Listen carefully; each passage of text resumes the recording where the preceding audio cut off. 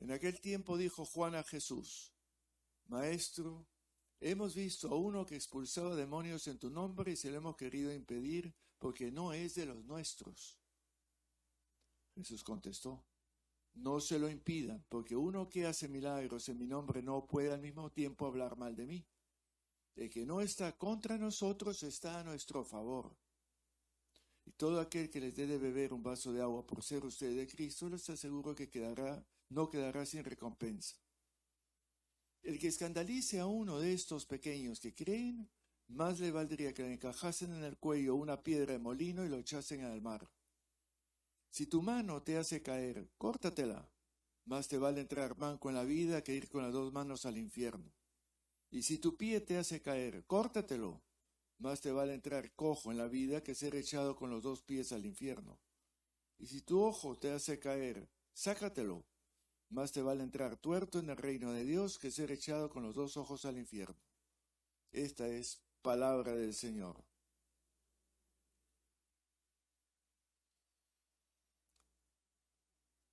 No sé si ustedes se habrán percatado, pero a mí me llamó ayer poderosamente la atención el venir escuchando con cierta frecuencia en términos de polarizaciones. Hace unos 10, 15 años no se hablaba en esos términos. En Perú mismo estamos desde un tiempo a esta parte hablando de polarización, un polo y el otro. En enero hemos visto eso en los medios en Estados Unidos, la polarización. En Europa se está tomando conciencia de una polarización entre los migrantes y los habitantes de las diferentes ciudades. Y aquí y en otras latitudes me llama la atención que empecemos a hablar de polarizaciones. Y a mí me preocupa que se esté resucitando el fantasma nuevamente de las oposiciones sociales, pobres, ricos, la famosa lucha de clases. Eso no es tampoco nada nuevo. Lo novedoso, para mí al menos, es empezar a escucharlo con más frecuencia, lo cual es indicador de que en el mundo globalizado estamos polarizándonos. Lo estamos viendo en el mundo de la política claramente, no solamente acá. Gente de Estados Unidos, Australia, Inglaterra, tira hacia afloja que la China. Y en la iglesia también. ¿Cuántos grupos, si entre los medios, se toman el tiempo que se están dedicando a denigrar, atacar al Papa Francisco? Resulta que el Papa Francisco, y no es el primero, pero es el que con más intensidad, y desde mucho antes de ser Papa, cuando era arzobispo y después cardenal en Buenos Aires, era un hombre de diálogo y buscaba el acercamiento entre la iglesia y otras iglesias de la católica y las no católicas y el judaísmo en particular. Y era algo que traía consigo. Y es algo que ya mucho antes incluso está claramente en el Concilio Vaticano II. O sea, no es nada nuevo. Lo nuevo es la reacción ante la búsqueda de tender puentes que acerquen y el deseo de separar y constituirse grupos que se sienten que son dueños de la verdad y que son incuestionables, y no solo eso, sino fiscalizan lo que piensan distinto. Y es esto que, como digo, no es nuevo. ¿Por qué lo digo? Porque el evangelio que hemos escuchado, aparentemente, también tiene esa misma problemática detrás de sí. Le leo el inicio. Uno de los discípulos le dice a Jesús: Maestro, hemos visto a uno que está expulsando demonios en tu nombre y hemos querido prohibírselo porque no es de los nuestros. No es de los nuestros. Y solo los de los nuestros pueden hacerlo. ¿Perdón? Pues eso es lo que dice. Y antes, en la carta primera a los Corintios, San Pablo tenía que decirle a los Corintios, casi al inicio: vengo oyendo que hay entre ustedes grupos. Yo soy de Cefas, yo soy de Apolo, yo soy de Cristo, yo soy de Pablo. ¿Perdón? Y Pablo tiene que decir: ¿acaso alguno de nosotros hemos sido crucificados por ustedes? Esa tendencia a creerse dueños y formar pequeños guetos o sectas está a la orden del día, y nuestra iglesia católica, apostólica, romana y peruana también. No somos ninguna excepción. Por eso esa tesis doctrinal que se forjó en la Edad Media, que decía literalmente, fuera de la iglesia no hay salvación, no es más que una inmensa herejía, porque ciertamente no era la postura de Jesús.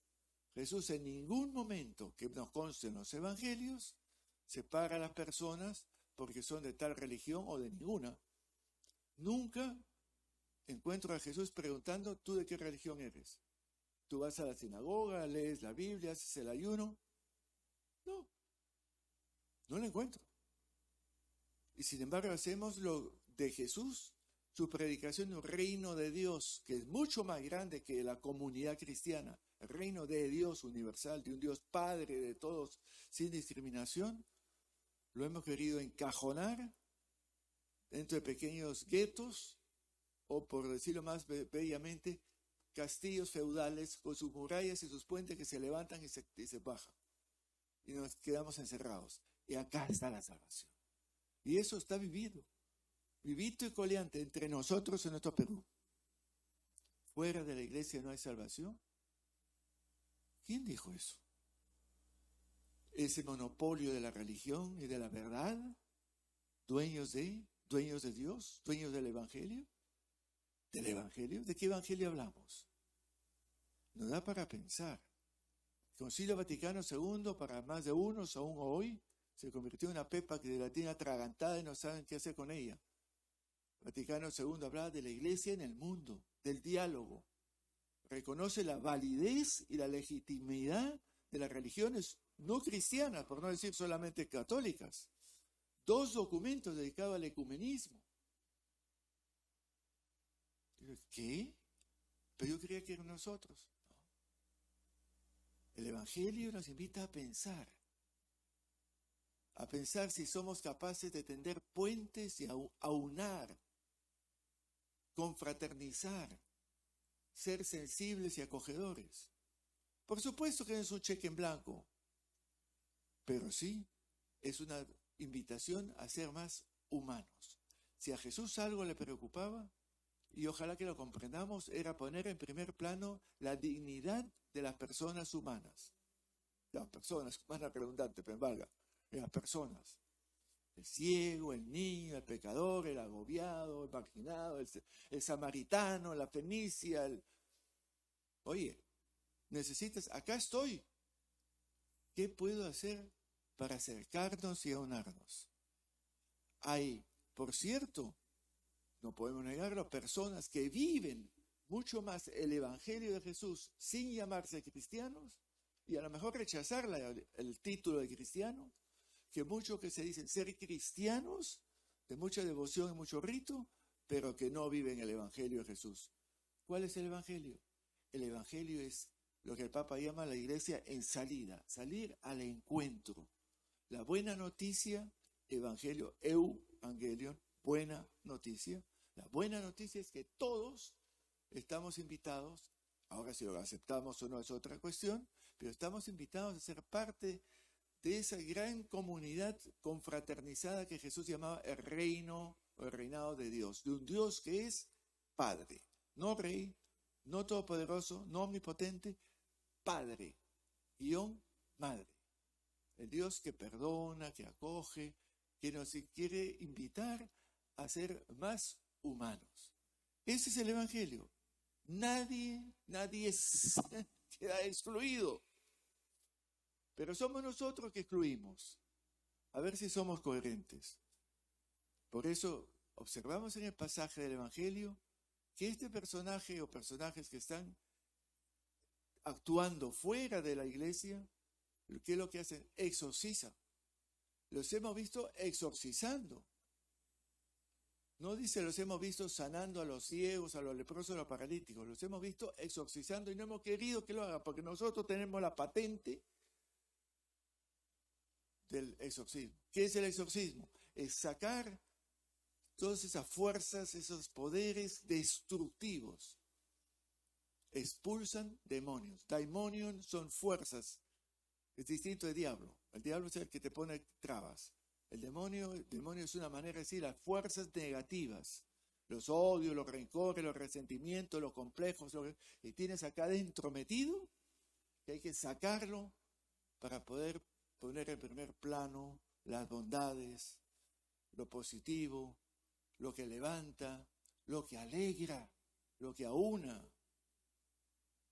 Hay que sacar esto para dar espacio a lo que construye y no a lo que destruye. Lo hemos querido prohibir. El que no está contra nosotros, sentencia a Jesús en el Evangelio. El que no está contra nosotros, está con nosotros. ¿En qué sentido? El que no está contra nuestro proyecto de humanizar a la humanidad, y valga la redundancia intencional, no está con nosotros. Quien está con nosotros es el que, llámese como se llame, se dedica a humanizar el mundo. Y dígame si esto no es algo que necesitamos a gritos en el mundo de hoy, en nuestro mundo, sin salir de nuestras fronteras. Pero Jesús da un paso más y hace una advertencia. Los que escandalizan. Eso que escandaliza me refería que le pongan una piedra de molino, si la han visto algunos, son tremendos piedrones, al cuello y los tiren al mar y que se fundan y se desaparecieron y se acabó. Tan serio es escandalizar. ¿Qué es escandalizar? Es poner trabas. Escandalón en el griego significa obstáculo. No sé si a ustedes les ha pasado, pero a mí sí. Caminar en nuestras veredas en Lima, hace unos días me lo comentaba alguien que venía de fuera. Cuando uno camina aquí en Lima, o en muchas partes, tenemos que caminar mirando la vereda porque no sea que haya un hueco, un bache, un desnivel, y me ha pasado, tropiece, patapúpate, las narices contra el piso. Pero bueno, poner escándalo, poner tropiezos. ¿Qué tropiezos? Los que impiden hacer un mundo más humano. Es decir, no solamente no contribuyen, sino obstaculizan, poniendo en su lugar trabas a ese acercamiento, como decía el Papa Francisco, que se pone a conversar últimamente con los armenios, con los judíos, con los budistas. No importa, abramos los brazos y seamos hermanos en el nivel más básico y fundamental, el nivel de la humanidad. ¿Escándalos? Sí. El escándalo, ¿sabe cuál es el mayor? De la incoherencia. Se dice una cosa y se vive otra. Hablamos de los pobres, hablamos de la justicia, hablamos de la pedofilia, hablamos de no sé qué cosa, nos cargamos las vestiduras. Tendría que mirarme al espejo si yo que tanto hablo, lo vivo. La incoherencia, sobre todo, ya a nivel más iglesia, macro. En los últimos años, como ustedes lo acaban de mencionar, lo saben perfectamente, el escándalo de la pedofilia, la pederastia. Entre tantos, tanta iglesia, tanta pompa, tanto, y después hablan de los pobres. Esas incoherencias, que los jóvenes sobre todo son muy sensibles a ellas, son las que Jesús está apuntando. Si es motivo de escándalo tu ojo, que ambiciona, que tiene la codicia de esto y que quiere tener, si tu ojo es escándalo, sácatelo. Si tu mano es motivo de escándalo porque quieres meter la mano, córtatelo. Que no sea motivo de escándalo, porque no hay cosa peor que el escándalo. Y termino remitiéndome a ver si no nos escandaliza la lectura segunda que tuvimos. Y leo simplemente las primeras líneas de la carta de Santiago. Años atrás, recuerdo, un compañero de trabajo hizo una hoja con frases de la Biblia. Y la pregunta era, diga usted, ¿de quién cree que proviene esta frase? Todas eran de la Biblia, pero no decía que eran de la Biblia, simplemente la puso. De Marx, de Lenin, de algún resentido, de algún enfermo. O sea, todas eran del Evangelio. Pues voy a leerle una. Ustedes los ricos lloren y lamentense ante la desgracia que se les avecina. Sus riquezas están podridas y sus vestidos están apolillados. Su oro y su plata están enmohecidos de la avaricia que se echó moho. Han amontonado riqueza, precisamente ahora en el tiempo final, el salario que no le dieron a los obreros que han cosechado sus campos claman contra ustedes, etcétera, etcétera, etcétera. Guácala. Esto lo han sacado del Capital, este de Marx. ¿Qué es lo que quiere decirnos Santiago en su carta? Seamos sensibles, compartamos. No estoy ambicionando, guardando para ti. Sal, entrega, comparte. Nadie te dice que te pongas en plan de pobre. Nadie te dice que eres malo por tener. Lo que es malo es que no compartes. Y en estos tiempos, cuán importante es. Y termino con una última pregunta. A mí, cada cual podríamos hacer una la misma, me toca preguntarme si mi vida, mi comportamiento como cristiano atrae o produce rechazo. Si mi vida es atractiva y muestra el Evangelio de Jesús, o provoca mandarlo de paseo y dedicarme a otra cosa, o cambiar de equipo. ¿Atraigo o rechazo? ¿Soy escándalo o soy instrumento de puente, de unidad, de fraternidad? Y en estos momentos tan importantes en nuestra patria, donde estamos tan sensibles a estos temas, nos toca a nosotros cristianos ser artífices de puentes, de unión y no de murallas que separan, de cercanía, de comprensión. Y pidamos por tanto al Señor que nos ayude a ser como Jesús, que se acercó no importa a quién, que tomó en plena valía la dignidad de todas las personas, de nosotros también. Nos acepta como somos, hagamos otro tanto, que seamos hermanos, hermanas, y vivamos esa paz y concordia para poder vivir con confianza y sobre todo con la felicidad de la compañía, de la convivencia. Pidamos por esa meta que era la de Jesús, el reinado del Dios Padre, Madre. Que así sea.